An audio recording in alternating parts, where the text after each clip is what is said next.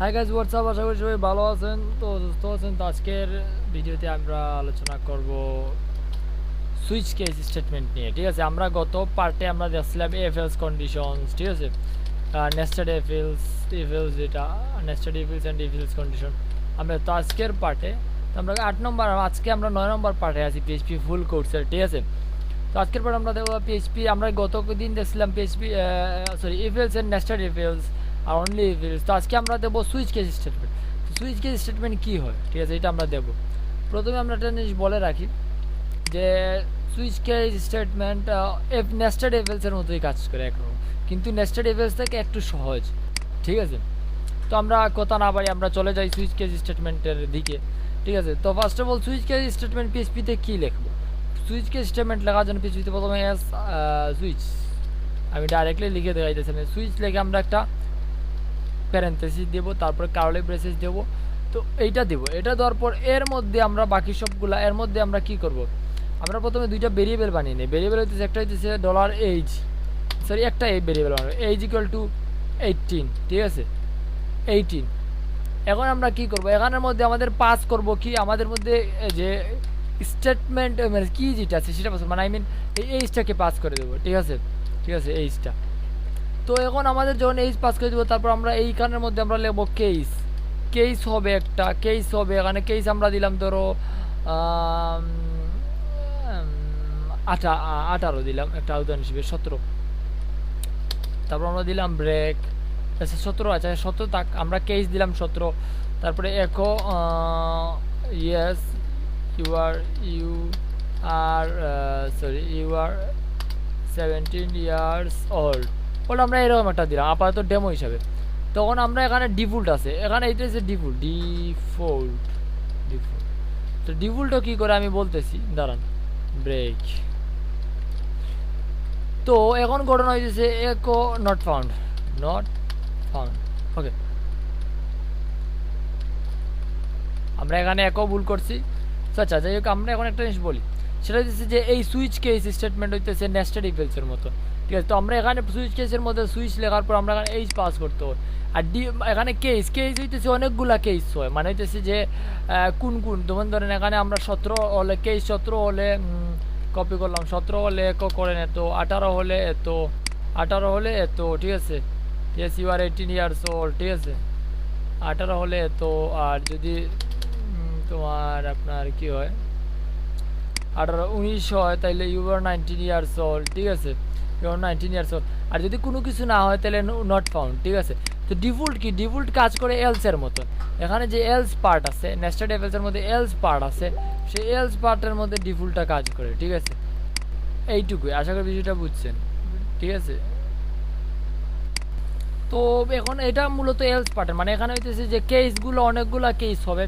তো কেস যদি একটাও ট্রু না হয় তাহলে কিন্তু এটা ডিফল্টটা চলবে। ঠিক আছে, আশা করি বুঝছেন। তো মানে এই যে এটা আমরা কি পাস করবো সেটার সাথে যদি কোনো কন্ডিশন না মিলে, কোনো স্টেটমেন্ট না মিলে, তাহলে কিন্তু আমরা কি আপনার ডিফল্ট পাস করবো। আশা করি ব্যাপারটা বুঝছেন। ঠিক আছে, তো এখানে যে কোনো একটা কন্ডিশন অবশ্যই আমাদের ট্রু হলে সেটা রান হবে। তো আমরা এখন একটা জিনিস করি গিয়া, সেটা হচ্ছে, আর এখানে একটা জিনিস বলে রাখি, এই যে কি আছে এইজের মধ্যে এখানে যে শুধু 17 থাকবে এরকম কোনো বিষয় না, এখানে আপনি অন্য কিছু দিতে পারেন। ঠিক আছে, আমি পরবর্তীতে আপনাদের ডিটেলস দিতে, আমি আপাতত এইটা রান করি, দেখি কীরকম হয়। তো আমরা গেলে আমাদের সার্ভার অন করি, সার্ভার অন করার পরে পিএইচপি 8 নম্বর পার্টের, আচ্ছা দাঁড়ান, পিএইচপি 9 নম্বর, আমাদের একটা রিফ্রেশ করি, তাহলে পিএইচপি 9 নম্বর পার্ট চলে আসবে। 9 নম্বর পার্ট চলে আসছে, আমরা একটু ক্লিক করি। ইউআরএ আমাদের এখানে একটা জিনিস দেখেন, you are 18 years old, you are 19 years old, you all not found আসতেছে আবার, মানে হচ্ছে এখানে সবগুলা রান হচ্ছে, সবগুলা কেস রান হচ্ছে। কেন রান হচ্ছে আমি বলতেছি, দাঁড়ান আমি এখানে দেখাই আপনার কেন রান হচ্ছে আমি দেখাইতেছি আপনাদের। তিনটা যে দুইটা আছে, একটা 18 years old 19 years old run হচ্ছে নট ফাউন্ড। ঠিক আছে, 18 years old রান হচ্ছে, 19 years old রান হচ্ছে। ঠিক আছে, আবার নট ফাউন্ড। তো এখানে ঘটনা হইতেছে কেন রান হচ্ছে, কারণ হচ্ছে গিয়ে প্রথম অবস্থা হইতেছে যে এইটা ট্রু হয়ে গেছে, যার কারণে বাকিগুলো রান হচ্ছে। ঠিক আছে, তো এখানে আমার একটা জিনিস করতে হবে যে আমি চাই যে যদি যে কোনো একটা যদি ট্রু হয় তাহলে যাতে সেটা সেখানেই থামে যায়, সেই জন্য আমরা ব্রেক ইউজ করি, সুইচ কেস স্টেটমেন্টে ব্রেক ইউজ করি। এটার জন্য এটার সলিউশনের জন্য আমরা ব্রেক ইউজ করি। ঠিক আছে, এটার জন্য আমি প্রথমে ব্রেক দিই না আপনাদের, যাতে বুঝাইতে পারি যে এটা কেনতে। ঠিক আছে, ব্রেক ইউজ করি। ঠিক আছে, হ্যাঁ আমরা ব্রেক দিলাম। এখন যদি আমরা আপনার এটা রিফ্রেশ করি, তাহলে আমরা তো ইউ আর 18 ইয়ার্স ওল্ড। ঠিক আছে, মানে হচ্ছে আমাদের যে 18 আছে, এই 18টা কেস নাম্বার সেটা চেক করছে যে সুইচ কেস স্টেটমেন্টের মধ্যে এটা চেক করা যে সুইচ নাম্বার সুইচ কিটা হইতেছে এইটা যদি কেস নাম্বার কেসের প্রথম কেসের সাথে মিলে যায় তাহলে এটা প্রিন্ট করো, অথবা আর ব্রেক করে দাও। যদি দ্বিতীয় কেসের সাথে মিলে তাহলে এটা প্রিন্ট করো অথবা ব্রেক করে দাও। তৃতীয় কেসের সাথে মিলে তাহলে এটা প্রিন্ট করো অথবা ব্রেক করে দাও। আর মানে হচ্ছে গিয়ে F else condition, if else condition যাতে আমাদের বারবার লেখা না লাগে। ঠিক আছে, না লেখা লাগে সেইটার জন্য এটা। যেমন ধরুন একটা উদাহরণ হিসেবে বলি, এখানে ধরুন আমরা ইফ এলস যদি লিখতাম তাহলে কেমন লিখতাম এইরকম যে ইফ লিখতাম, তারপরে লিখতাম যে $age ডাবল ইকুয়াল টু যদি 17 হয় তাইলে আমাদের একক করো এইটা, এইরকম তো লিখতাম, তাই না? এরকমই তো লিখতাম আমরা। তারপর লিখতাম আবার এলস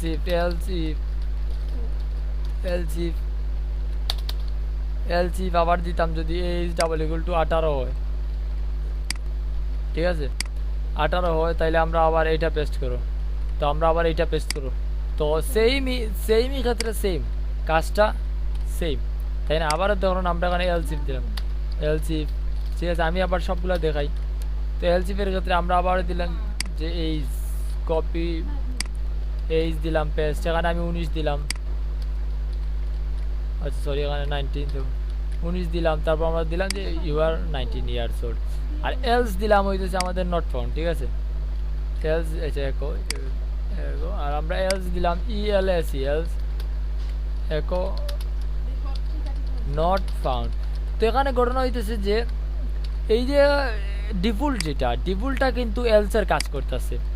এলসিফ প্রতিটা এফিলস এখানে ব্লকগুলো এলসিফ আর ইফ যেটা ব্লক আছে সবগুলো কেসের কাজ করতেছে।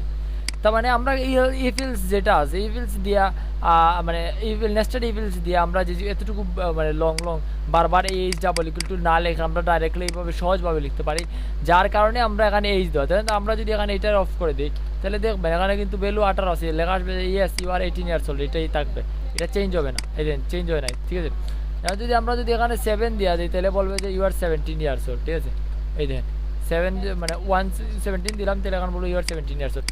তো অ্যাকচুয়ালি এই যে ইফিলস যে কাজটা করে সেই কাজটা কিন্তু অ্যাকচুয়ালি সুইচের কেস স্টেটমেন্ট দিয়ে করা হয়। ঠিক আছে, আশা করি বিষয়টা বুঝছেন। সেই কাজটাই কিন্তু সুইচ কেস স্টেটমেন্ট দিয়ে করে। তো আজকের সুইচ কেস স্টেটমেন্ট মূলত এইটাই।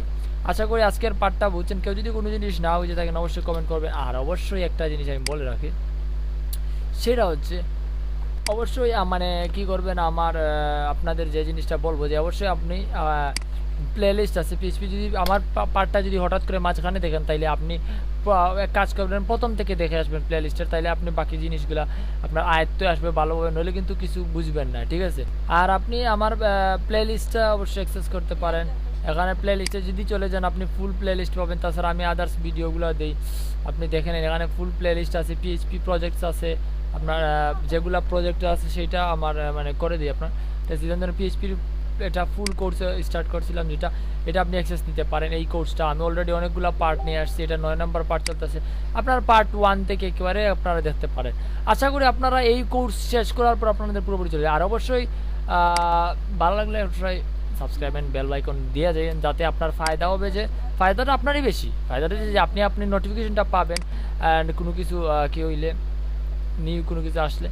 তো আজকের জন্য এইটুকুই, দেখা হবে নেক্সট ভিডিওতে। আজকের জন্য এটুকুই, দেখা হবে বললাম না, নেক্সট ভিডিওতে। Tata, bye bye, see you letter.